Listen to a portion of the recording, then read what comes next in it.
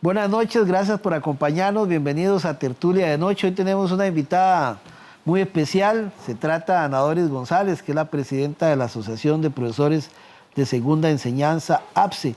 Con ella queremos conversar varios temas, sobre todo que, bueno, tenemos inicio de gobierno, estamos en un periodo de clases importante después de 2 años de pandemia y, bueno, medias clases o casi nada de clases, ¿verdad? En estos 2 años pasados. Algunos cambios se han dado para el caso de los profesores, todo el tema de la ley de empleo público, ¿verdad? Que se generó como lo están viendo, la eliminación de pruebas FARO también fue otra decisión del gobierno. Y bueno, y ver cómo va aquí para adelante la percepción de los educadores en ese sentido, de todos estos cambios que se han venido dando y al final de cuentas, en qué beneficio va a reducir todo esto a nuestra población educativa y también a los propios educadores, que es importante hablar de su trabajo aquí. Muchas gracias por acompañarnos y bienvenida. Buenas noches, Alvarito. Un abrazo para todos los queridos amigos, los hermanos. Bueno, usted fue electa ¿qué? En enero, ¿verdad? Yo fui electa el año pasado, pero inicié en enero, el 2 de enero. Fue en octubre que fue electa, usted inició en enero, por un periodo. ¿Y cómo le ha ido en la presidencia? 2 años. Bueno, yo creo que bien. Esperemos que nuestra gente diga que bien. Okay. Y en general el pueblo, ¿verdad? Que es lo más importante. Hábleme un poquito de APSE para que la gente sepa qué es APSE. Siempre hablamos de APSE y ANDE y esos sindicatos, pero ¿APSE qué es en general? Bueno, APSE es un sindicato. Nació como una asociación de profesores de segunda enseñanza con el objetivo de cubrir las necesidades y las problemáticas propiamente de la secundaria. Claro. En realidad era una asociación de tipo magisterial, es decir, para docentes. Claro. Pero con el tiempo, con la evolución de la sociedad, con la evolución de la problemática, con la implementación de leyes, ¿verdad?, que afectan tanto a los trabajadores, se hace necesaria una adecuación, un cambio, ¿verdad? No solo la conciencia del trabajador tiene que cambiar, sino las estrategias para defenderse o para hacer valer sus derechos, y eso es lo que ha hecho la APSE. Por eso es que ahora somos sindicato. Claro. ¿Cómo validaron estos 2 años en pandemia? Porque uno ha visto el estado de la educación, muchas cosas que son preocupantes en ese sentido, pero ustedes ¿cómo lo valoraron desde el punto del resultado? De un cambio radical, ¿verdad? Pasar a clases virtuales, ¿qué tanto eso, digamos, fue beneficioso para los estudiantes y también para los educadores, la experiencia? Porque parece que eso puede ser que volvamos a tener alguna cuestión similar a corto o a largo plazo. Bueno, en realidad fue un cambio brusco, ¿verdad? Como a toda la ciudadanía le tocó enfrentarse a esta pandemia de un pronto a otro, ¿verdad? Tuvimos que adaptarnos, hacer cambios. Aprendimos, los trabajadores de la educación, aprendimos de la noche a la mañana a trabajar en una virtualidad a la que nosotros no estábamos acostumbrados. Y lo peor, no es que no estábamos acostumbrados, es que no teníamos los recursos y no los tenemos ahora. Hemos trabajado prácticamente con las uñas, hemos hecho enormes esfuerzos, qué sé yo, de un pronto a otro, toda la evaluación se registra en un sistema tecnológico, en una base de datos. Claro. Jenny, aquí información de los estudiantes, envíele a los padres de familia por correo, por WhatsApp. Es decir, de un pronto a otro, hasta los papás, padres de familia, que incluso algunos no saben ni leer ni escribir, con unas enormes preocupaciones. Claro. Y docentes, los más viejos, como yo, por ejemplo, ¿qué tuvimos que hacer? Nosotros hemos tenido que aprender a golpe de tambor, aprender la tecnología, aprender a usar la computadora, aprender a mandar correos, aprender a usar el Highbot, aprender a usar 1000 cosas que nosotros antes no sabíamos usar. Entonces, nuestras tareas se multiplicaron, porque estábamos acostumbrados a que, bueno, si uno podía, pues hacía una evaluación a pie, como lo decimos, ¿verdad? Con el registro, haciendo nuestras anotaciones. Eso lo tenemos que hacer todavía, pero además tenemos que usar la tecnología, porque usted lo puede hacer a pie, como decimos, pero a usted lo obligan a registrar eso en una base de datos. Entonces tiene que usarlo, de manera que para nosotros los más viejos, yo digo que yo soy de los trabajadores más viejos, ¿verdad? La generación vieja que queda ahora, para nosotros ha sido más duro, porque somos otra generación. Los trabajadores más jóvenes tienen más una en- facilidad claro. increíble, ¿verdad? Para adaptarse a estas formas. Pero los más viejos, los padres de familia que no están acostumbrados y los estudiantes que viven en un núcleo familiar con condiciones muy, muy limitadas, estudiantes que no tienen, por ejemplo, su propio teléfono, Sí. y ni qué decir de que va a tener internet en la casa Claro. o su computadora. Es decir, son cosas que no tiene la gente. Yo que trabajo en una zona rural, es increíble el esfuerzo que se hace para sacar a los muchachos adelante. Y creo que esta pandemia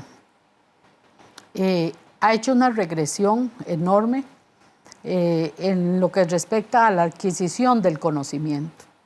Es decir, tuvimos que descargar, volcarnos al uso de la tecnología para sobrevivir, que los estudiantes hicieran a distancia tareas a las que ellos no estaban acostumbrados ni preparados para hacer. Yo siempre hago una comparación. Es como si de un pronto a otro todos estudiáramos en la UNED.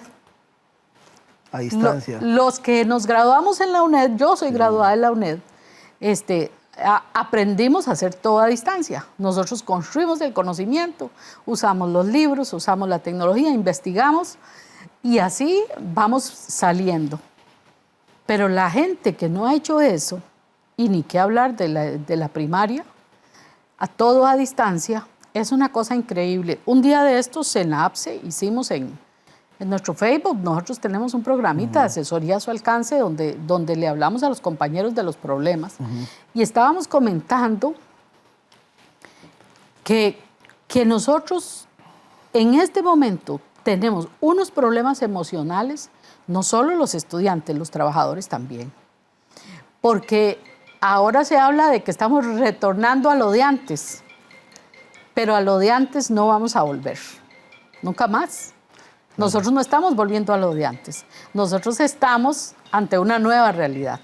Estamos construyendo un nuevo camino y una forma nueva de hacer las cosas también. Eso nos genera problemas. ¿Estos 2 años ustedes los ven como algo perdido o sí se aprovechó en algo? No, perdido jamás. El tiempo no se pierde. Todo lo que nosotros podemos aprender es invaluable.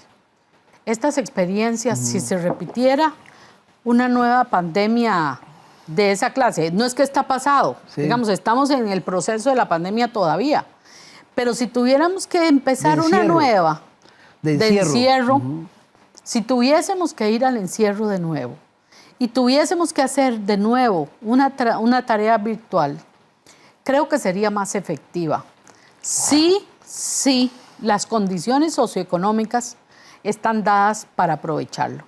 Si no se mejora la condición de vida, eso va a ser imposible. Bueno, la conectividad es uno de los grandes problemas, ¿verdad? Por supuesto, pero no se puede hablar de conectividad al 100% cuando los problemas económicos en las familias no permiten tener eso. Es más, ni siquiera estamos hablando, por ejemplo, de que en los centros educativos se necesiten computadoras o se necesite conectividad. Tenemos centros educativos, por ejemplo, con internet de fibra óptica, con una capacidad enorme. Pero de ahí, la instalación del centro educativo no permite que ese internet llegue hasta el último pabellón. No se puede trabajar en el último pabellón. La instalación eléctrica no permite llevar un laboratorio informático móvil hasta allá. No hay ni dónde conectar. O es peligroso conectar porque se puede quemar el equipo. Claro. Es decir, estamos hablando de infraestructura. Se necesita mejorar condiciones de infraestructura, de instalación eléctrica en general, ¿verdad? Sí, poner el laboratorio requiere cosas especiales. Requiere de cosas especiales. El docente requiere también de mejores condiciones porque el docente compra su propio equipo. Entonces, un docente con un salario disminuido. Claro. Sí, ahora cuando fue todo el mundo encierro de clases, pero con su computadora. Nosotros hicimos esfuerzos enormes porque nosotros tuvimos que mejorar la computadora que teníamos. Claro. Tuvimos que mejorar la velocidad del internet y la capacidad. Todo, sí. Tuvimos que hacerlo. Necesitábamos un teléfono mejor porque aquello era una locura por WhatsApp. Y es curioso pero nosotros hemos sufrido golpes terribles. Porque, por ejemplo, este año entramos a la presencialidad y tenemos una ley, 9.999, que es la ley de la revictimización del estudiante. Estoy de acuerdo que hay que hacer mucha tarea, ¿verdad?, en lo que se refiere a las relaciones interpersonales entre los estudiantes y los trabajadores de la educación. Pero ahora tenemos una ley tan restrictiva que nosotros no vamos a poder usar el WhatsApp con los estudiantes, ni con los papás. Entonces, si tuviésemos que volver al encierro... ¿No se ve como una vía formal? No, no es una vía oficial. Nos obligaron a usarla. Sí, de hecho que en el trabajo es igual, ¿verdad?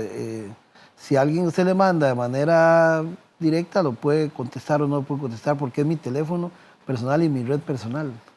El problema es que ahora, con esa ley, un mensaje sencillo de los que van y vienen entre los estudiantes y los profesores puede causar el despido de un docente.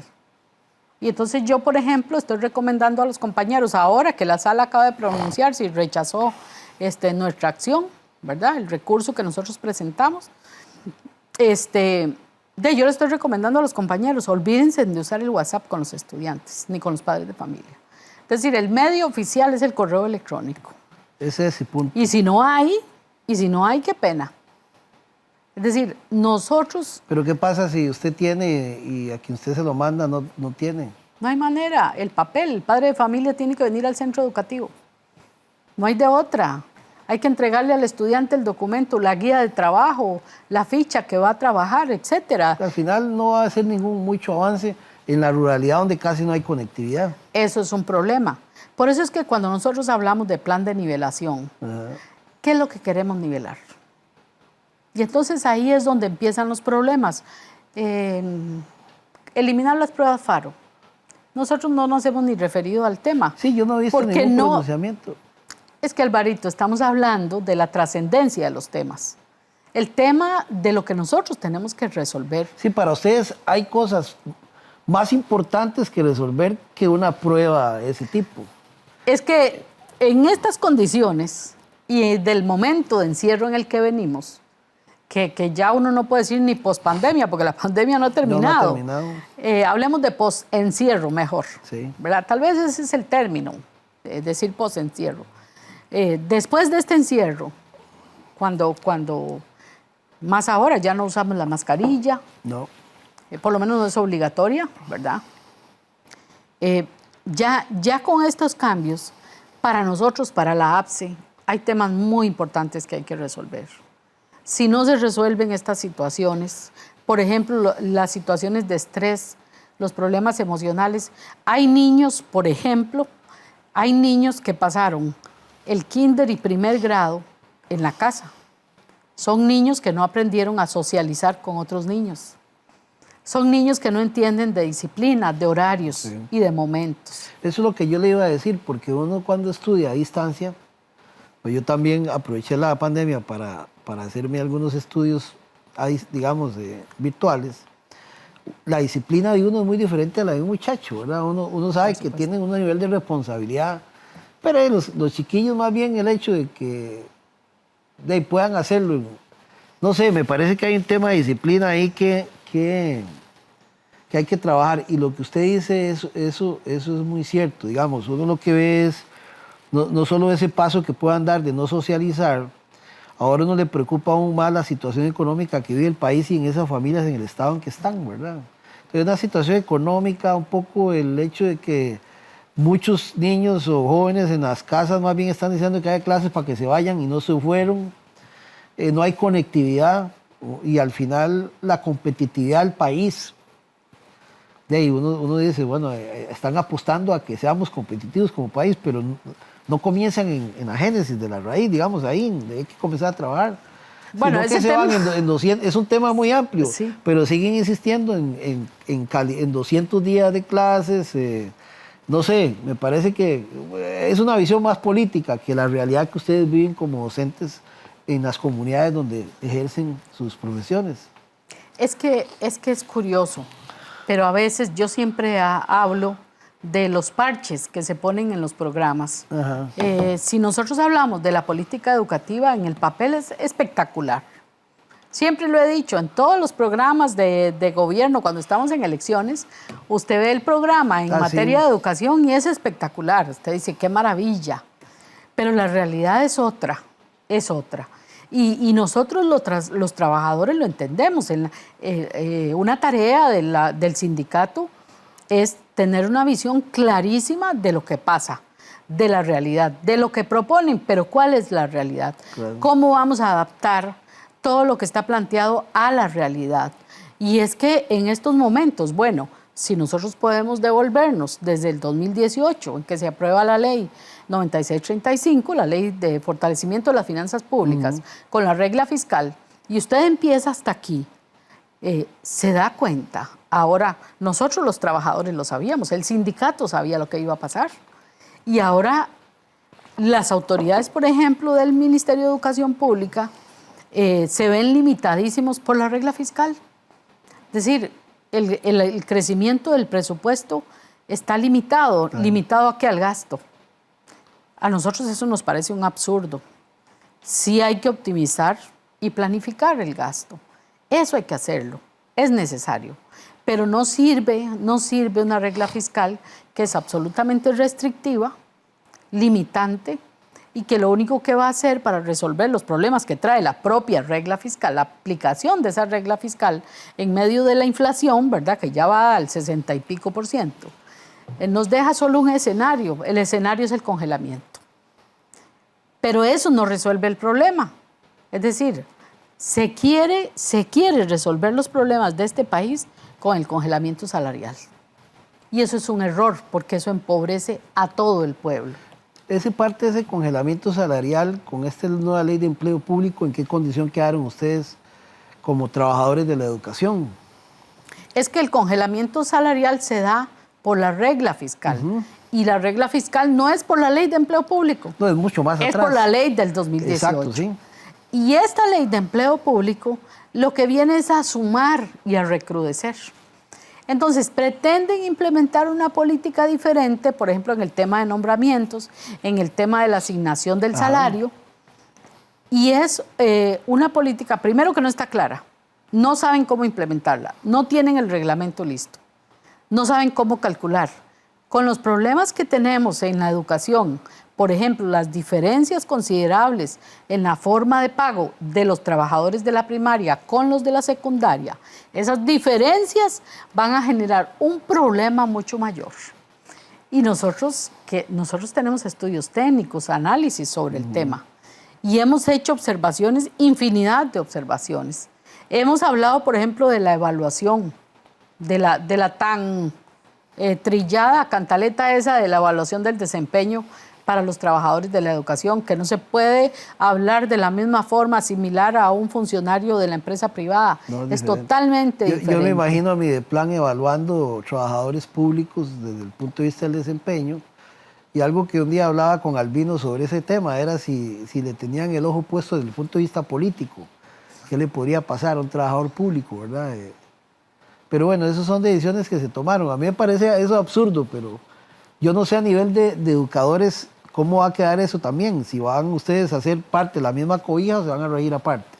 No, parte de la misma cobija. De la misma cobija. Nosotros entramos, todos entramos. Es decir, la situación es tan complicada porque nosotros tenemos particularidades. Además, somos la planilla más grande del gobierno.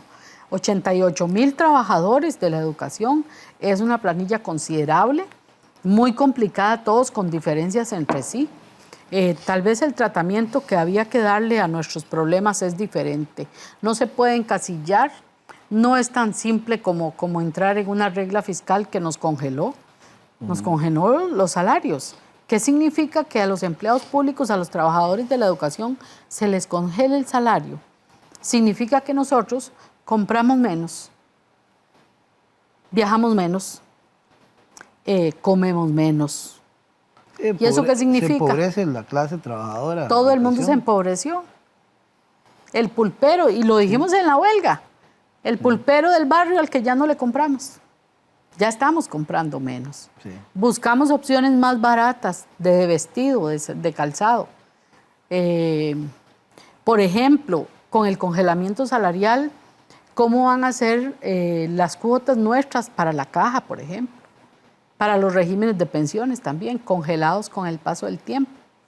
Sí, lo que concluyo, lo que usted me dice es que, digamos, hay preocupaciones por la calidad de educación, pero hay un empobrecimiento en sí, el mismo sistema y de los mismos trabajadores. Y es de por la educación. visión política de la situación. Lo hemos denunciado hasta la saciedad en nuestra organización, un sindicato que tiene más de 65 años de existir en este país, con una tarea de lucha, de desarrollo de la conciencia, de advertencia, con una beligerancia increíble. Hemos hecho enormes esfuerzos por estar siempre al día estudiando y preparándonos. Es decir, la advertencia de nuestra organización siempre ha sido clarísima. Si la educación se ve como un gasto para el Estado, no tenemos para dónde ir. En educación se invierte en un país decente y digno, se invierte en educación, no se gasta. La educación no es un gasto, la educación es una inversión. Pero cuando usted recorta el presupuesto, en este país nunca se ha cumplido con el artículo constitucional que establece un 8% del Producto Interno Bruto y de inversión. Nunca se ha invertido. Pero ahora no solo no se invierte, ahora se está reduciendo paulatinamente por la regla fiscal. Porque el presupuesto ahora se calcula con base en lo que se gastó, por ejemplo, del 2018 para acá. El problema es, digamos, es que, bueno, eso genera un montón de problemas. Es, digamos, el mismo estado, la infraestructura, la educación, no solo presencial, sino también virtual. Eso es un problema. La situación económica es un problema. ¿Cómo hacen los trabajadores de la educación ahora cuando se tienen que trasladar en los precios que está el combustible, por ejemplo? Se les congelan todo lo que usted señala. Vamos a ver. Entonces, es un poco interesante ver, porque usted lo señala y da el punto claro, el discurso político y la realidad. Ocupamos un país competitivo, jóvenes con educaciones avanzadas, hablan de idiomas, de todo hablan, ¿verdad? Pero la realidad que se vive cuando uno conversa con ustedes es muy lejana a cosas que son básicas, que no están ni siquiera cumpliéndose para la misma sostenibilidad de la educación, a lo que un político piensa y ofrece en campaña política. Vamos a ver, ofrecer es fácil, ofrecer es fácil. Hay formas. Por ejemplo, es curioso, pero para aprovechar de la actualidad. El presidente anuncia que le va a aumentar el salario a los ministros. ¿Es correcto? Por ejemplo, en el Ministerio de Educación Pública, eso no significa un enorme gasto. Es decir, fácil. Nosotros hicimos algunos cálculos por ahí, ¿verdad? Porque son 3 viceministros y la ministra. Nosotros calculamos que de aquí a final de año podría ser unos 40 millones. Un poquillo más o menos, porque se les aumenta un poquillo ahí en dedicación exclusiva. Usted aumenta el salario base, un poquillo de educación exclusiva, prestaciones, etcétera. Tal vez de aquí a final de año signifiquen 40 millones de colones. Eso no es absolutamente nada. Si nosotros nos ponemos a ver que, por ejemplo, en el 2020, 2019, 2018, en el Ministerio de Educación Pública se dejaron de gastar del presupuesto más de 400 mil millones de colones subejecutados. Pero antes de la regla fiscal, ¿qué pasaba?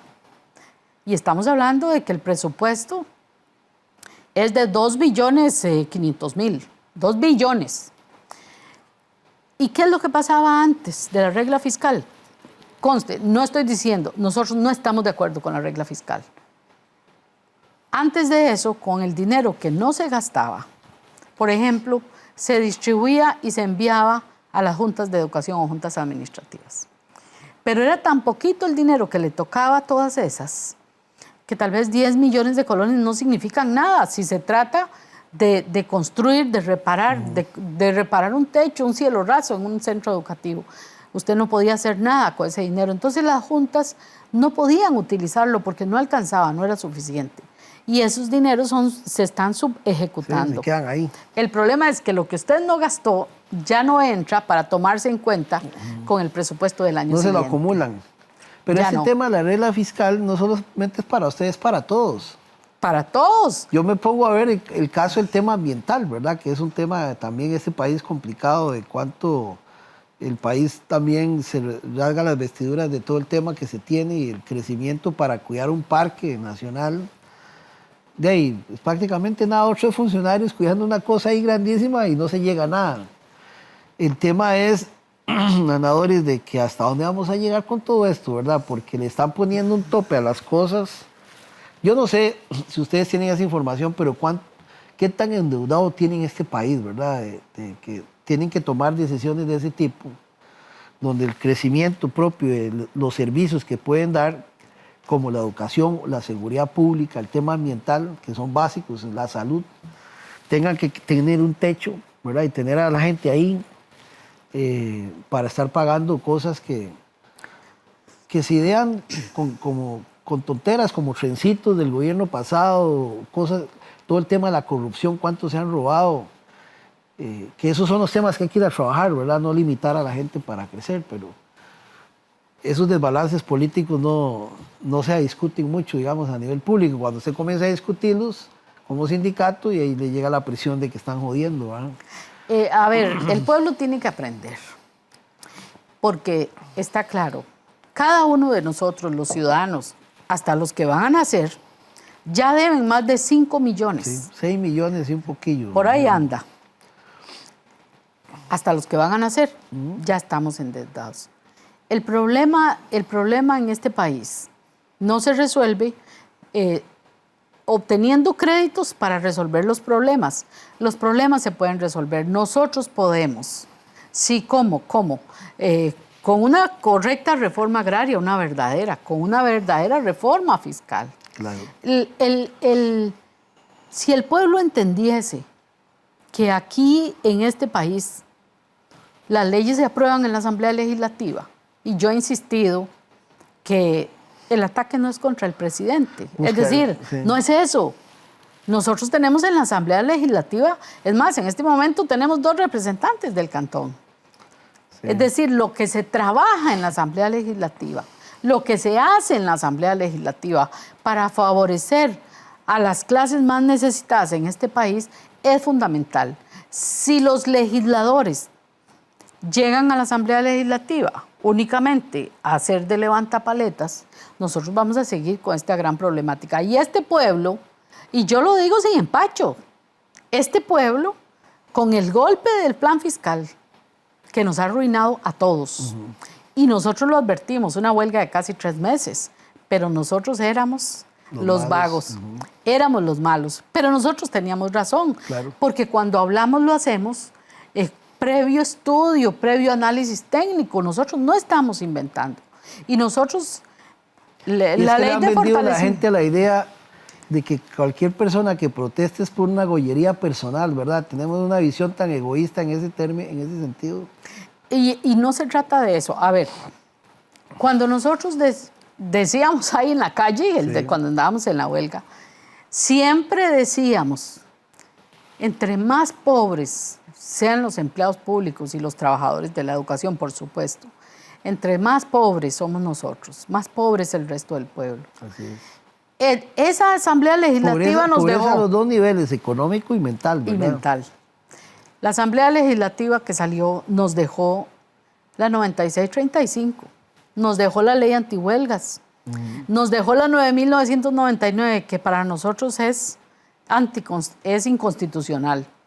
Nos dejó la 21.444, que fue una ley que se aprobó para tapar un parche de la 9635, con el congelamiento de los incentivos salariales. Y nos dejó la ley de empleo público. Y el pueblo le dio un premio a esa Asamblea Legislativa. Le dio una Asamblea Legislativa con más diputados de esas fracciones que nos aprobaron esos proyectos, que a todas luces está que lo único que hacen es golpear la espalda del trabajador de nuevo. Porque si no, para muestra un botón. Por la regla fiscal, los trabajadores de la educación tenemos congelado el salario 2019, 20, 21 y 22. 4 años de congelamiento salarial. Yo le digo a mis compañeros, tomen una foto del desglose, tomen una foto de la acción de personal de ahora y tomen una foto dentro de 12 años o 15 y será exactamente la misma. Vea qué interesante, porque conversando la semana pasada con un economista nos decía que él considera que todavía el precio de los alimentos va a subir más. Claro. ¿Verdad? Entonces, imagínense ese tema, ¿verdad? De estar recibiendo el mismo salario y cada vez es mayor el gasto. ¿Qué motivación va a tener un trabajador de la educación de ir a atender gente así? Pero es que evidentemente el resultado ya se siente. Es decir, la situación es agobiante. No solo para los trabajadores. Qué sé yo, estamos imposibilitados, por ejemplo, de asumir las responsabilidades crediticias que hemos tenido. Por ejemplo, en la Caja de Ande. La Caja de Ande quería hacer una opción para los trabajadores ahora que tenemos problemas de pago, opciones. Y la SUGEF dijo que no, que tenían que cobrar y además tienen que castigar la calificación crediticia de una entidad que es nuestra, es de los trabajadores, de la Caja de Ande, que se sostiene con nuestros recursos, con nuestro aporte. Y no quieren. ¿Por qué? Porque eso compromete a todas las entidades crediticias, incluyendo a los bancos. No nos dejan. Es decir, a nosotros nos tienen con las manos atadas. Y el pueblo ha premiado a los que nos han golpeado. Definitivamente hay que entender que si el pueblo no le exige a los legisladores que legislen a su favor, a favor de los trabajadores, a favor del pueblo, esa es nuestra denuncia. Pero vea qué interesante lo que vos decís, porque al final parte de la decepción política llega quizás por ese desconocimiento. Entonces, creen que un presidente les va a resolver todo. Y cuando el presidente diga, vea, yo he intentado, pero ahí no quieren, ¿qué es lo que va a decir la gente? Es uno más, porque no comprenden dónde radica, digamos, potencialmente quién es el que tiene que producir. Pero es que el presidente también tiene que predicar con el ejemplo. Hagamos una pausa comercial y ya volvemos. Vamos a hacer una pausa comercial y seguimos conversando en esta tertulia interesante que tenemos esta noche con Ana Doris González, presidenta de APSE. Ya volvemos.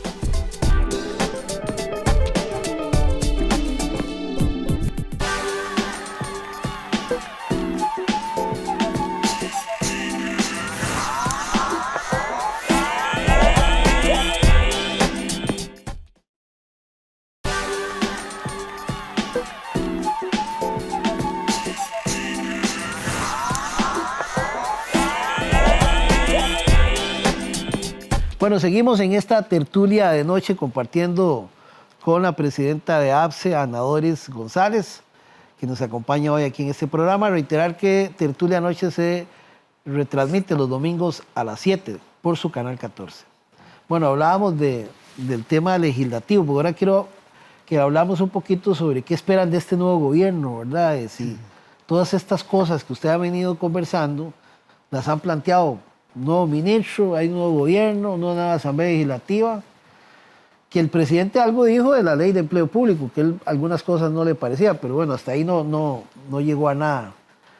Y si tienen una expectativa diferente de él, ¿verdad? Porque creo que la expectativa que él ha levantado en la población de verse como alguien un poco rebelde, esa es la imagen que por lo menos él quiere proyectar, de que voy a romper monopolios privados y estoy haciendo cosas que antes no se hacían. ¿Eso le genera algún nivel de confianza o no confianza? Es muy pronto, creo, para hablar. Sí, no hemos llegado ni a los 100 días todavía. Es muy rápido. Vamos a ver. Como decimos aquí en el pueblo, si como roncan, duermen, ¿verdad? Pero tengo mis dudas. Por ejemplo, cuando el presidente habla de aumentar los salarios de los ministros, nosotros tenemos que remitirnos a la regla fiscal y al congelamiento salarial. Ahí no aplica. Debería, ¿por qué no? ¿Por qué los trabajadores? Es que ¿cuál es la diferencia entre un servidor? Es que A ver, yo he los visto salarios comentarios de todo tipo. Hay gente que dice, va, es que es justo que ganan muy poca plata y que no sé qué. Bueno, pero si el presidente habla que hay que ir a trabajar por la patria, debería también verse desde esa perspectiva. Bueno, ¿cuál pero es la los trabajadores diferencia? de la educación ganamos muy poco. Claro, pero es que Entonces, pasan a ser uno igual que todos los integrantes, igual que un educador, otro trabajador. O sea, ¿por qué hacer esas grandes diferencias? vamos a ver, para no ser, no seamos ilusos. Está bien que le aumente el salario a los ministros, con toda esa argumentación. A mí me parece que un acto de buena fe, de que estamos haciendo parejo para todos, podría ser entonces que a nosotros nos paguen el reajuste salarial del 2020, que nunca se aplicó. Está congelado. ¿Congelado por qué? Por la regla fiscal. Si todo está congelado por la regla fiscal, el pago de anualidades, es que Alvarito, un trabajador que al día de hoy tiene 8 años de trabajar para el Ministerio de Educación Pública, le están pagando 4 anualidades. Y tiene 8 años de laborar. El trabajador tiene derecho a ese reconocimiento por los años de servicio. Es decir, ¿a quién se le puede ocurrir que no? Que eso es una locura. Y a los que tienen más años de laborar. Les pagan al precio del 2018 y está congelado, no le están pagando. De ahí ya no se sumó más. Por ejemplo, yo tengo 32 años de trabajar, entonces me pagan 28, porque tenemos 4 que no los están pagando. Claro, sí. ¿Hasta cuándo? El congelamiento que hay. ¿Hasta cuándo? Van a pasar 10, 15 años, esos han sido los cálculos, al 2037. Si no se lo están pagando ahora y la situación apremia en el futuro, menos se los van a pagar. Yo no creo que les vayan a pagar esa plata. Con la regla fiscal, es que golpea todo. Usted ve un Ministerio de Educación Pública, por ejemplo, que está desprovisto hasta de combustible. Es decir, el trabajo de campo que hay que hacer, que es costoso, no se hace, o se hace a medias, o a media máquina. Y eso no es suficiente, porque las inspecciones, por ejemplo, para revisar el tema de infraestructura, es decir, hay un inventario, hay una estadística, porque uno ve por todas partes números y números y números, y en realidad no hay un inventario verdadero de cuál es la situación. Cuando los centros educativos hacen esfuerzos enormes, las juntas, esfuerzos enormes para atender las necesidades de esos centros educativos, incluso con las uñas. La comunidad, como lo hemos hecho siempre, hemos atendido las necesidades de la escuela. Siempre la comunidad ha estado ahí. Pero cuando se ve tan limitada, es que un centro educativo, por ejemplo, que logró conseguir materiales de construcción para hacer una aula provisional, vamos a ver, y resulta que entonces no le da permiso el Departamento de Infraestructura del MEP, no da los permisos. Porque entonces, claro, hay que enviar el ingeniero, hay que hacer un estudio, hay que hacer una revisión. Y no hay plata. Pero resulta que no lo envían, no hay manera. Yo digo que es inoperancia muchas veces, mala planificación. Hay que optimizar el uso de los recursos. Sería interesante que la Junta de Educación vaya llevando esa estadística, ¿verdad? De cómo se va deteriorando el centro educativo por los años, ¿verdad? Las juntas saben. Alvarito, las juntas administrativas, el pueblo sabe. Centros educativos, qué sé yo, allá en Zixaola, Liceo de Zixaola. Yo llegué allá al Liceo de Zixaola el año pasado, estábamos en la virtualidad, cierre del Ministerio de Salud, estaba cerrado. Y ahí estaban los compañeros trabajando, todos ahí en el centro educativo, con cierre técnico, por salubridad. Es decir, estaba cerrado. Y ahora entramos a la presencialidad. No podían iniciar el curso lectivo, no había dónde, estaban buscando opciones. Es decir, hubo que hacer una tarea enorme ahí para poder iniciar el curso lectivo y encontrar opciones o encontrar lugares. ¿Por qué no se aprovechó la pandemia para hacer eso? Claro. Si los compañeros podían trabajar, podían hacer teletrabajo, no necesitaba usted tenerlos ahí. El compañero puede hacer el teletrabajo y mientras tanto que resolvieran el problema de un centro educativo. Es decir, a veces le parece a uno que es como que no quieren hacerlo, porque entonces ahora todo se justifica con que no hay plata. Sí hay, y si hay poquilla, juguémonosla con la que hay. pero hagamos, construyamos. Entonces yo creo, esta sí es una apreciación personal, yo sí creo que el presidente puede hacer muchas cosas. No es fácil, pero de por sí, ¿quién dijo que a ese puesto se llegaba a descansar? Sí. No es fácil. Y la verdad, la batalla contra grandes intereses económicos es campal, absolutamente. Ahora, ¿ustedes están pensando qué acciones tienen pensado hacer? ¿O están tranquilos, viendo a ver cómo se va la cosa? Para nada. ¿O están viendo a ver cómo se organizan? ¿Qué están pensando? No, nosotros siempre hemos estado organizados. Claro. Es decir, una organización como esta, con la experiencia que tiene y el trabajo que hacemos para prepararnos para todo, por supuesto que nosotros estamos listos. Solo que ahora las estrategias cambiaron. A nosotros nos tienen limitado por una ley antihuelgas que usted no puede obviar. Sí. Usted no puede orillar a la afiliación al abismo. Hay una realidad. Juntos podemos hacer de todo. Usted, en este momento, Alvarito, si me preguntas, nuestra organización tiene más de 40,000 afiliados. Y nosotros hacemos un trabajo de campo, es un trabajo en la calle. Día a día vamos donde los compañeros, le explicamos, le hablamos a la gente, les decimos, miren compañeros, la importancia de estar organizados, de estar en un grupo, de estar juntos. Porque la gente dice, ¿para qué sirve el sindicato ahora si no van a la huelga, si no están en la calle? Es que hay, una respuesta. Es que alguien tiene que estar monitoreando, vigilando, conversando, animando, cohesionando, y eso es un grupo... Judicializando. Judicializando también. ¿Qué es lo que está pasando? Ante estas leyes, esta arremetida contra nosotros, nos quieren poner un bozal y nos quieren poner cadenas en las manos. Hay otras estrategias y hay que judicializar. Nuestra organización, por ejemplo, ante los problemas salariales, hemos planteado ya más de 1.500 recursos de amparo. Y están saliendo cientos y cientos todos los días de resoluciones. La sala le ha dado al MEP un mes para resolver un problema salarial aquí, otro allá, para cada uno. Lo de los pagos, ya eso está bien. No, Todavía porque no se ha habilitado Integra 2. Okay. Entonces todavía estamos en problemas. Pero ¿qué es lo que ha puesto a correr al MEP? Los recursos de amparo. Porque entonces le dan tiempo al MEP para resolver. Y si no resuelve, la desobediencia provoca multas al jerarca. Y entonces aquí tenemos que ser claros.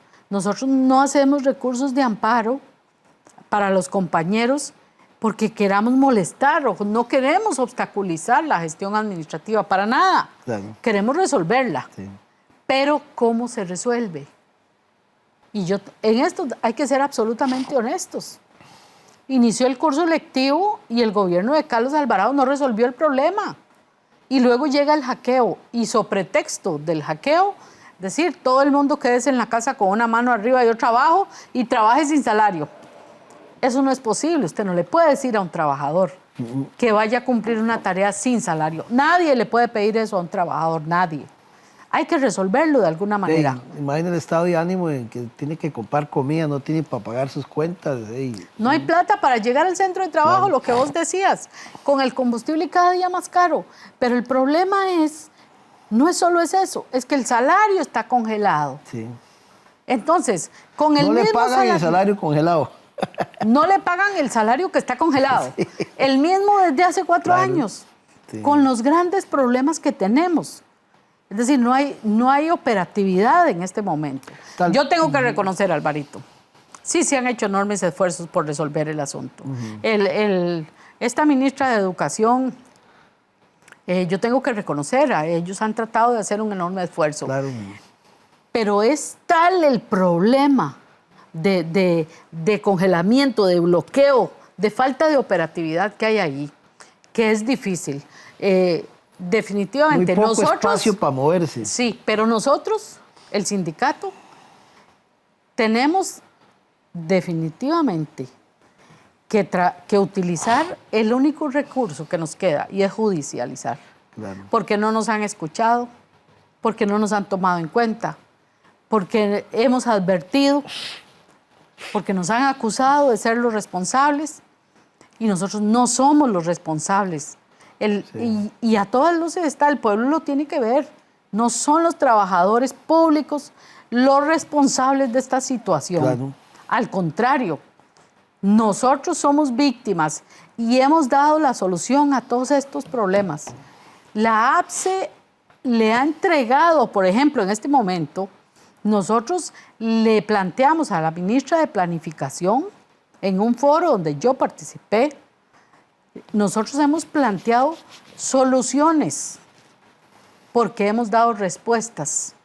Hemos hecho preguntas, pero también hemos respondido dudas con respecto a la forma en que se pagan los salarios de los trabajadores de la educación.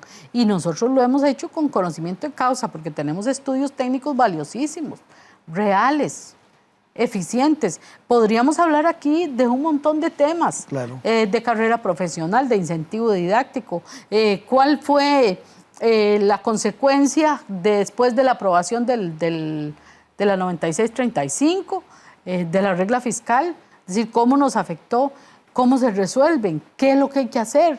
Nosotros sabemos. Lo primero que habría que hacer es cambiar esa regla fiscal, porque es absolutamente restrictiva. Claro, pero no sé si habrá alguna posibilidad de que le quiten esa regla fiscal. Creo que como está la situación, o por lo menos la posición de este gobierno, es que no. A ver, falta mucha voluntad política y a eso es a lo que iba.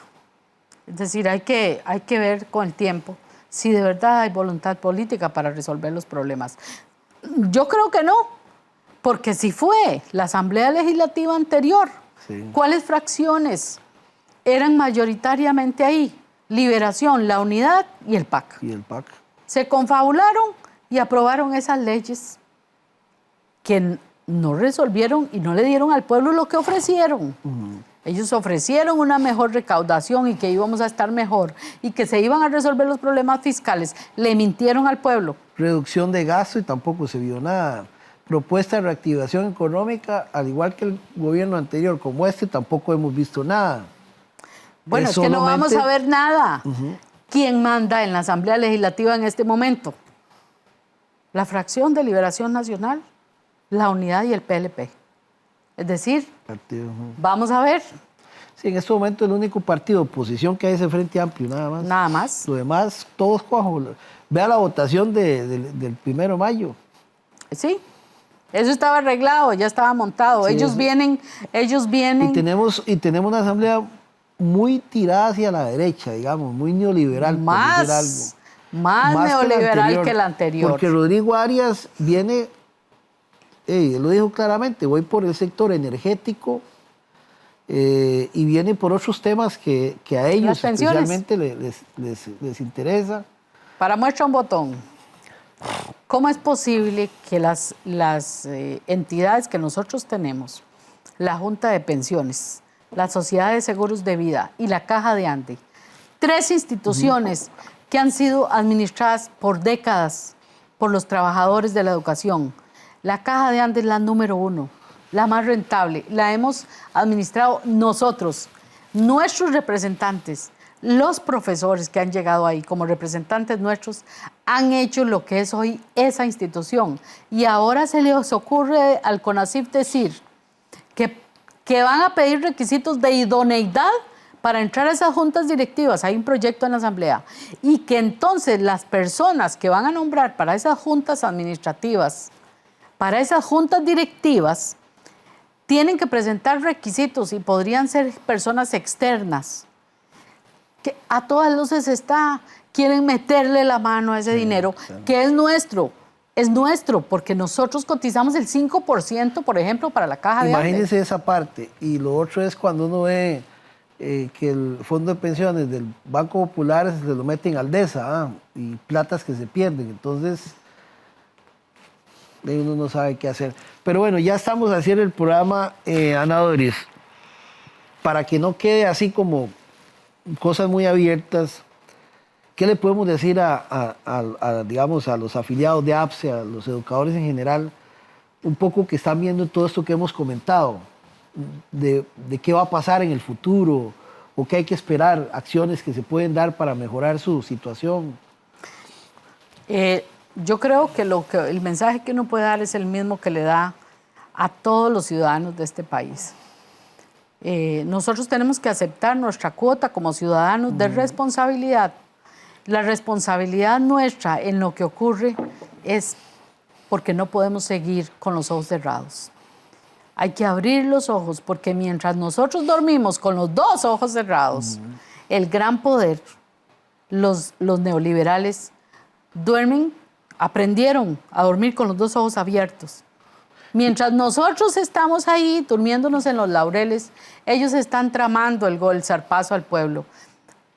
Hay una lección que nos da el mundo entero: la unidad de los trabajadores, el desarrollo de esa conciencia de que somos trabajadores todos, de que no tenemos que ir por el salario de X o Y trabajador, de X o Y sector, sino que tenemos que ir por mejorar las condiciones de todos los trabajadores.